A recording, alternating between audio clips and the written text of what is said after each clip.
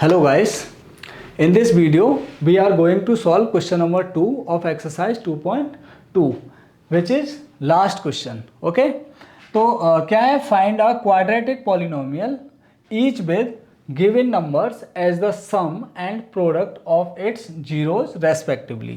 ठीक है, तो वो ये कह रहा है कि यहाँ पर जो पेयर दे रखा है नंबर्स का, वो एक तो है सम, पहला वाला क्या है सम है, और दूसरा वाला क्या है प्रोडक्ट है। ये वाला आपका सम है और ये वाला प्रोडक्ट है। प्रोडक्ट और सम किसका, जीरोज का, zeros and product and sum of the zeros. Okay, तो हमें क्वाड्रेटिक पॉलिनोमियल फाइंड आउट करनी है। तो इसका फॉर्मूला होता है क्वाड्रेटिक पॉलिनोमियल, आपको गाइस पता ही है कि क्या होती है, A X square plus B X plus C होती है। तो इस फॉर्म की इक्वेशन हमें फाइंड आउट करनी है। ठीक है, तो यहाँ पर क्या करना है, यहाँ पर हमें लिखना है एक्स स्क्वायर, है ना, माइनस में लिखेंगे सम ऑफ द जीरोज, यानी कि ए और बी।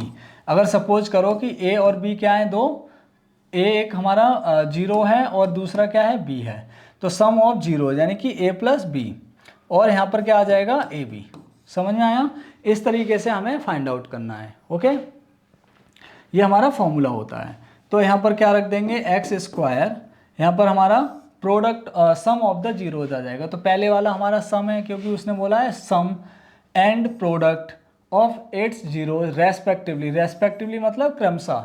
तो पहले वाला सम है, दूसरा वाला प्रोडक्ट है। तो पहले वाला सम है तो माइनस, और सम की वैल्यू लगा देंगे। सम की वैल्यू क्या है, 1/4, और यहाँ पे लिख देंगे एक्स, क्या आता है, एक्स भी आता है साथ में, एक्स प्लस ए बी यानी कि प्रोडक्ट ऑफ द जीरोज। तो प्लस इज इक्वल टू, यहाँ पे लिख देंगे -1 प्लस, और साथ में क्या है, प्रोडक्ट है ए बी, मतलब माइनस का 1 है, तो वो लिख दिया। अब इसको हमें इस फॉर्म में लेके आना है। किस फॉर्म में लेके आना है, इस फॉर्म में। चाहे तो हम यहाँ पे भी छोड़ सकते हैं, हमारा ये आंसर ठीक है, बट इसको हमें इस फॉर्म में करना है। तो कैसे करेंगे, इसको करेंगे। ओके, तो एक तरीके से ये क्या है, जीरोज हैं, तो जीरोज हैं तो इक्वेशन हमारी जीरो के बराबर ही होगी, है ना।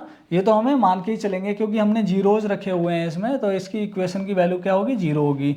तो इसको देखो, यहाँ पर इसके नीचे 1 मान लेंगे, इसके नीचे भी 1 मान लेंगे, तो सबका एलसीएम कितना आ जाएगा, 4 आ जाएगा। सपोज करो कि सबका एलसीएम कितना आ गया, 4।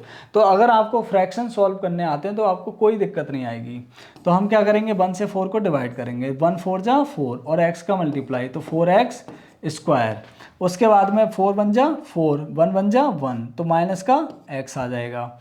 उसके बाद में 1 4 जा 4, और 4 बन जा 4, वो भी माइनस का 4। समझ में आया, इज इक्वल टू 0।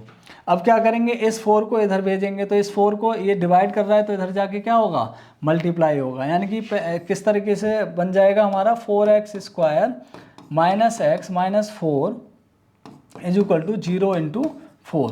तो इसका आंसर आ जाएगा 4x square minus x minus 4 is equal to 0। ठीक है, तो इस तरीके से हमारी क्वाड्रेटिक पॉलिनोमियल फाइंड आउट हो गई। ये हमारा आंसर होगा। किसका आंसर होगा, फर्स्ट वाले का। ठीक है, चलते हैं सेकंड वाले की तरफ। सेकंड वाले क्वेश्चन में क्या करना है, सेकंड वाले क्वेश्चन में सारी चीज़ें तो हमारी सेम ही रहेंगी, फॉर्मूला सेम रहेगा, है ना, इक्वेशन हमें सेम बनानी है, बस वैल्यूज चेंज हो गई हैं। तो देख लेते हैं क्या होगा। पहले तो एक्स स्क्वायर माइनस में आएगा यहाँ पर √2, ठीक है, √2x, फिर यहाँ पर 1/3 आ जाएगा। ठीक है, अब इसको थोड़ा सा सिंप्लीफाई कर देंगे, 3 का मल्टीप्लाई कर देंगे, मतलब एक तरीके से इसके नीचे 1, इसके नीचे 1 मान लो, या फिर एक शॉर्टकट होता है, जैसे अगर मान लो इस टाइप का फ्रैक्शन आए 1/3 प्लस 2, मतलब एक फ्रैक्शन के नीचे तो डिनोमिनेटर है, मतलब एक फ्रैक्शन तो पूरा है, न्यूमरेटर और डिनोमिनेटर। दूसरे वाले में सिर्फ न्यूमरेटर दे रखा है, तो क्या करते हैं, इसके डिनोमिनेटर से इसमें मल्टीप्लाई कर देते हैं, और ये वाला जो डिनोमिनेटर है वो कॉमन बना देते हैं दोनों के लिए। तो मतलब इसको कर देते हैं 1 + 3 2 जा 6, इस तरीके से सॉल्व करते हैं। तो यहाँ पर भी आप ऐसे ही कर सकते थे, अदरवाइज आप इस तरीके से कर सकते हो। यहाँ पर 3 आ जाएगा एलसीएम, क्योंकि 1 और 3 का एलसीएम कितना आएगा, 1। तो यहाँ पर a आ जाएगा आपका 3x स्क्वायर माइनस, इसमें मल्टीप्लाई हो जाएगा 3√2x, और यहाँ पर 1 इज इक्वल टू क्या है, 0। इस 3 को इधर भेज देंगे, तो इक्वेशन फाइनली हमारी क्या बच जाएगी, 3x क्या बचेगा, इक्वेशन हमारी 3x square minus 3√2x + 1 is equal to 0। ये हमारी क्वाड्रेटिक इक्वेशन हो गई। समझ में आया? ओके गाइस, ठीक है। तो क्वाड्रेटिक पॉलिनोमियल हमारी फाइंड आउट हो गई। चलते हैं नेक्स्ट पार्ट की तरफ। नेक्स्ट पार्ट में क्या कह रहा है? नेक्स्ट पार्ट में कह रहा है वो कि 0 एंड √5 दे रखे हैं, तो यहाँ पर भी हम लिख लेंगे x² माइनस 0। अब देखो ये थोड़ा सा समझने वाली चीज़ है। यहाँ पे 0 आएगा और यहाँ पर क्या आएगा x, 0 × x, और उसके बाद में क्या आता है हमारा product of the zeros. Product of the zeros क्या है? √5 है, ठीक है।